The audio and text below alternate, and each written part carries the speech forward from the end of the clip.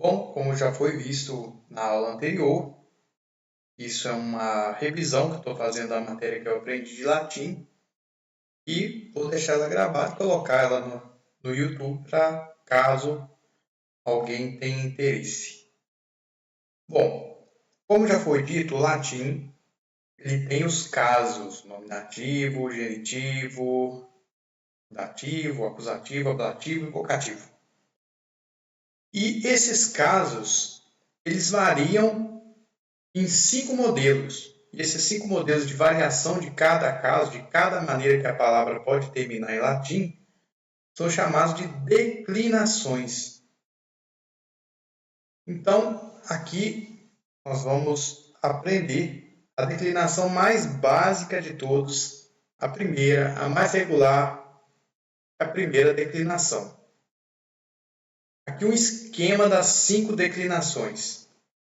Em geral, o que as gramáticas colocam como um esquema para a gente diferenciar as declinações é o finalzinho. O finalzinho a gente chama de desinência. É o que está aqui, ó, desinência do genitivo singular. Então, toda palavra da primeira declinação ela vai terminar no genitivo singular em AE. Toda palavra de segunda declinação, no genitivo singular, ela termina em I. Toda palavra da terceira declinação, no genitivo singular, termina em IS. Assim sucessivamente. Essas são as 5 declinações, com as respectivas desinências do genitivo singular. Como é que uma palavra vai aparecer na gramática ou no dicionário? Dessa forma aqui. Então, vem a palavra e a terminação do genitivo singular. Como a palavra rosa, está dito aqui, o genitivo singular dela termina em AE, isso quer dizer que rosa é da primeira declinação. A primeira declinação quase todas as palavras que pertencem a ela são do gênero feminino. Quase todas terminam com A, como é o caso de rosa. Do gênero masculino, se tem alguns nomes e certas profissões e rios. A primeira declinação não tem palavras neutras, somente a maioria esmagadora. Feminino, um outro nome de pessoa, de rio, de profissão, masculino, mas a maioria esmagadora, feminino. Então vamos ver como é que se declina. Uma coisa importante, quando a gente vai falar de verbo, a gente diz que o verbo é conjugado. Conjuga, se está lá, sei lá, verbo ser, eu sou, tu és, ele é, isso é conjugar. Quando é um nome, ou seja, um substantivo, a gente diz que a gente declina aquele nome, como é o caso aqui de rosa. Vamos fazer a declinação da palavra rosa. Nominativo singular de rosa. Rosa. Nominativo singular é a própria palavra rosa. Vocativo. Na maioria absoluta das palavras, o vocativo é idêntico ao nominativo. Então, qual que é o vocativo de rosa da primeira declinação? Rosa. Genitivo. Rose. Dativo. Rose. Ablativo. Rosa. E acusativo. Rosam. Vamos aqui então para o plural. Nominativo. Rose.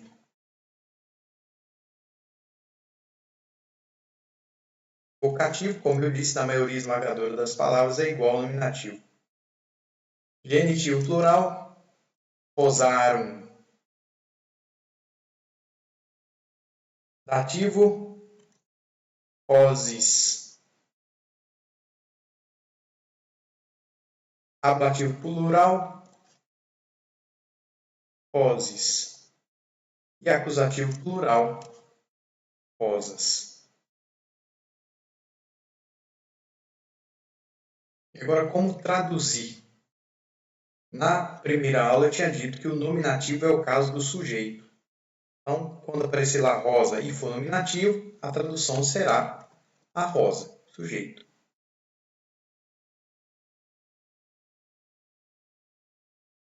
Vocativo, rosa. Em português, a gente vai colocar entre vírgulas, porque a vírgula separa o vocativo do restante da frase na língua portuguesa. Genitivo é aquele complemento que indica posse, a maioria das vezes, né? Então, a gente vai traduzir como da rosa ou de rosa. Dativo é o complemento do objeto indireto. É a quem a gente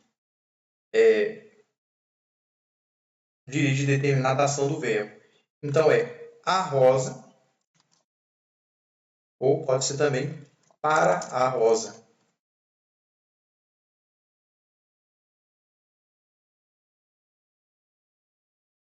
Ablativo é aquela classe de palavras, é aquele caso do adjunto adverbial.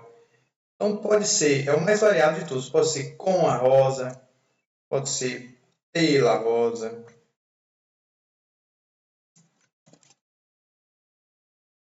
A depender de qual é o adjunto adverbial que se está traduzindo.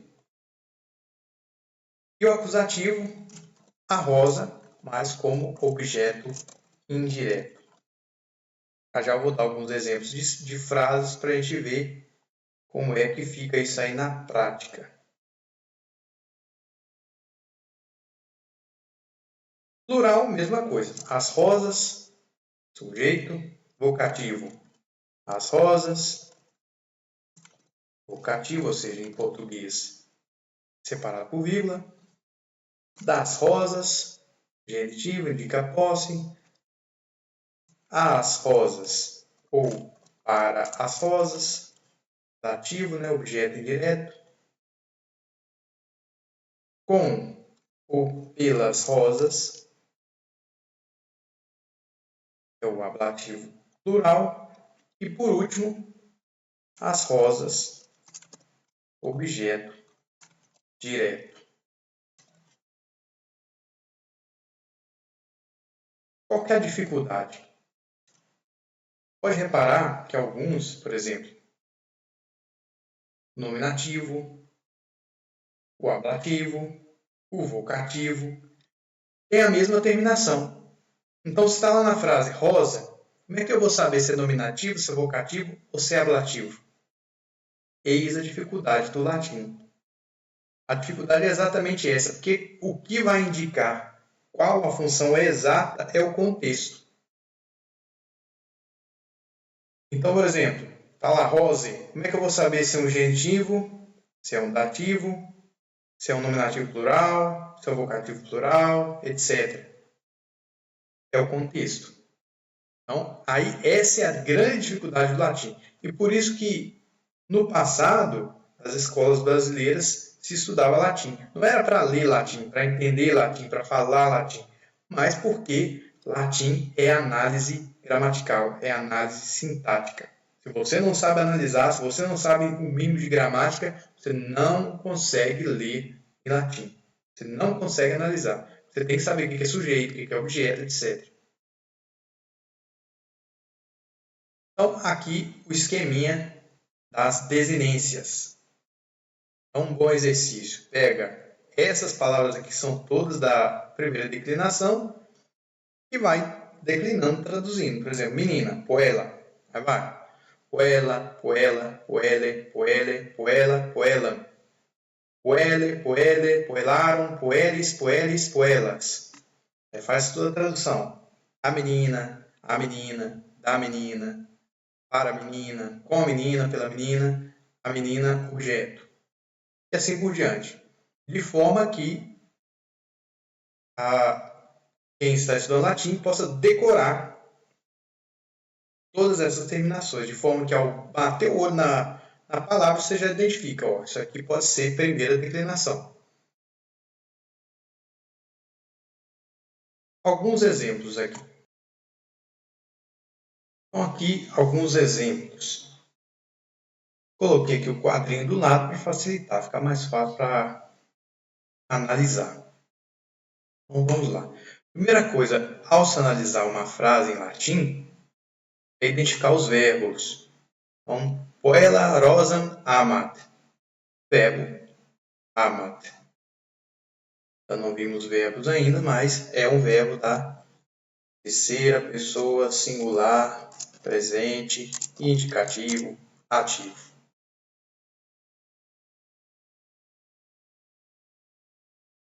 O verbo amar, da terceira pessoa do singular.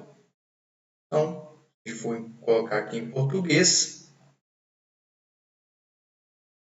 eu amo, tu amas, ele ama. Então, achamos o verbo ama. Agora temos que ir em busca do sujeito. Sujeito, como nós vimos lá no caso, é o caso nominativo, certo? Então, o sujeito, se é da primeira declinação, ou ele termina com A, ou ele termina com AE. Só que, se o verbo é singular, não é terceira pessoa do singular, então o sujeito necessariamente tem que terminar com A. Ou seja, o sujeito é puella. Puella, que é uma palavra latina que significa menina. Então, nominativo singular, sujeito.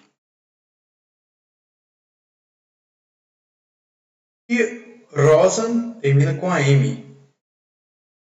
Da primeira declinação, o único caso que termina com a M é o acusativo singular, ou seja, o objeto direto. Então, Rosan é acusativo singular, objeto direto. Então, como fica a tradução? Vou tirar o ama aqui. Lembrando que quando a gente vai traduzir,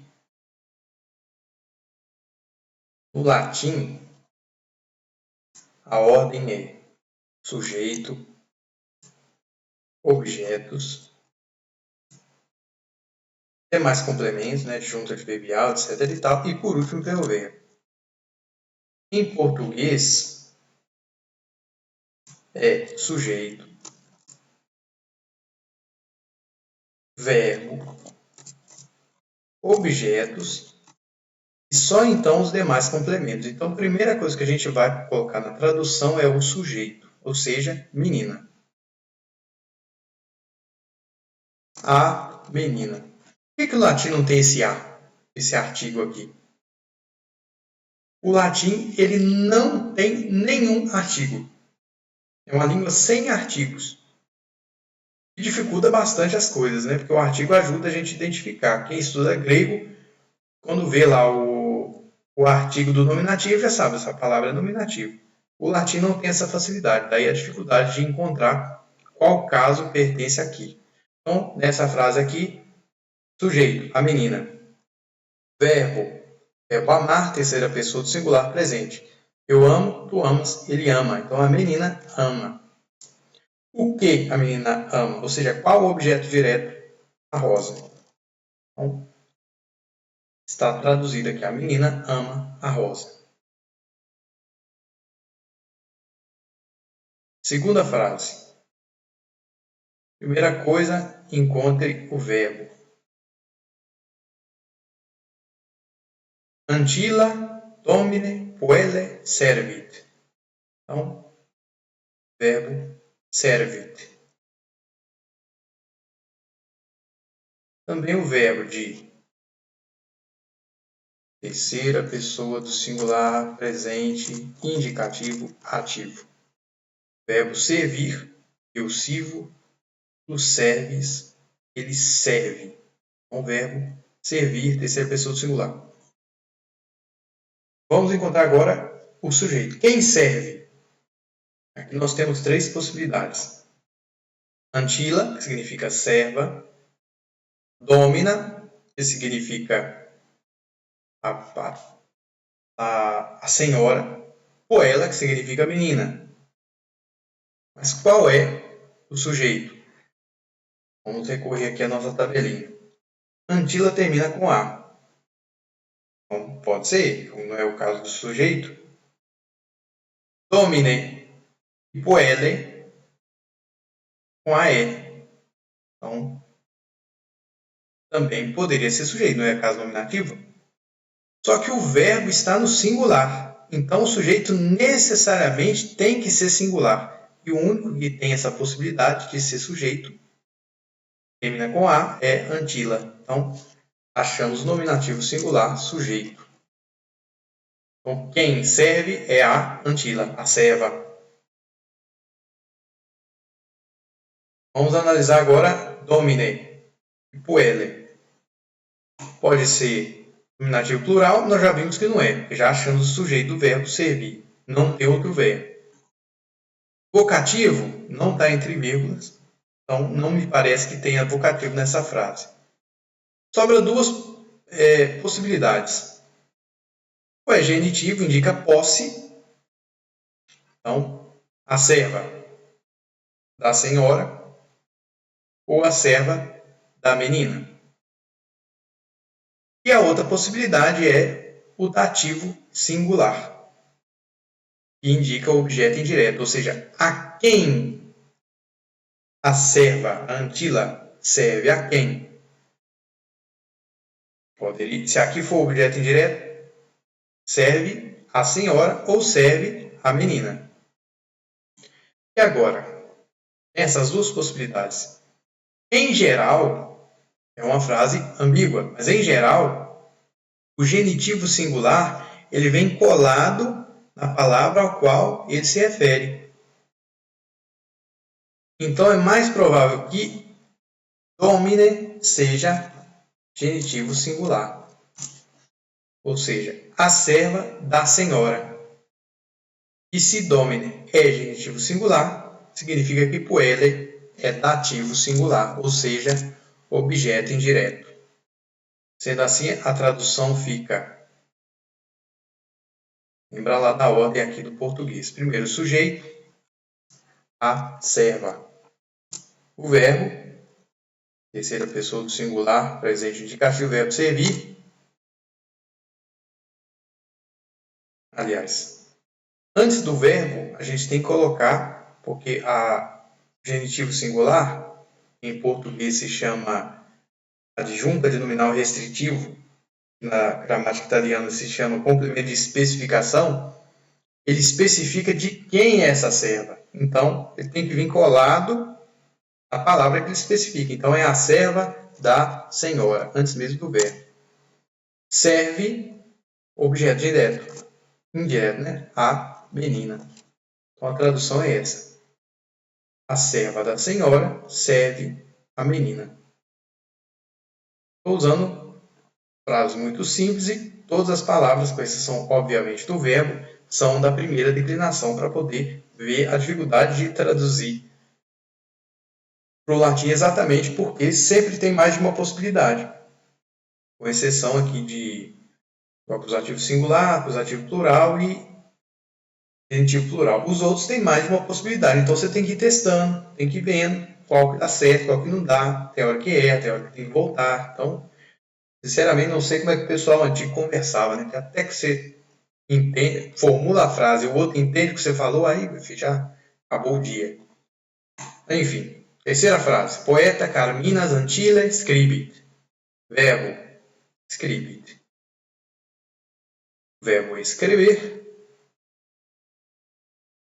Também terceira pessoa do singular, presente indicativo ativo.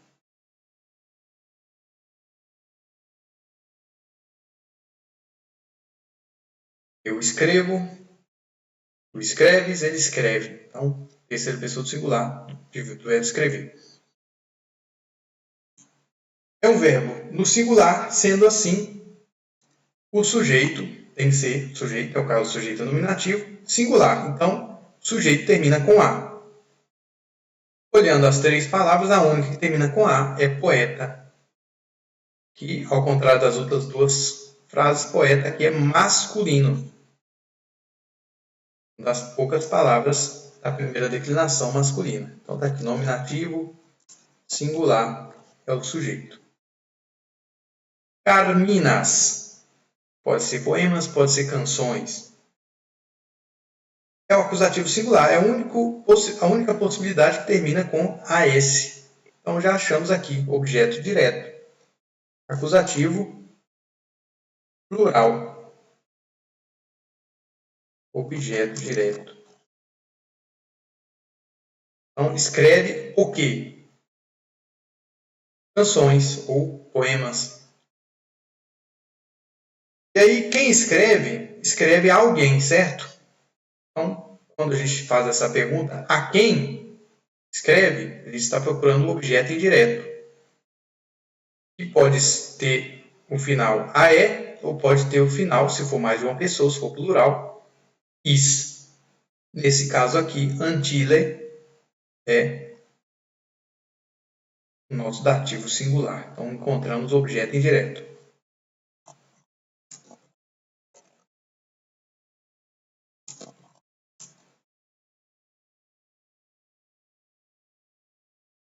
Como que fica a tradução? Primeiro, sujeito, o poeta. Depois, o verbo. Escreve. Terceira pessoa singular, presente, indicativo, ativo. Escreve o quê?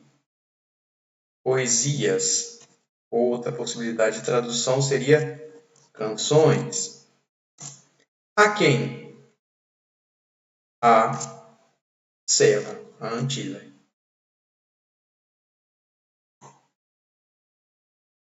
Então, acredito que a primeira declinação está suficientemente bem explicada. Indico aqueles que desejarem, pega essas palavras aqui, vai fazendo a declinação delas, escrevendo a tradução, pega pequenas frases, vai tentando montar uma frase, traduzir lá no livro do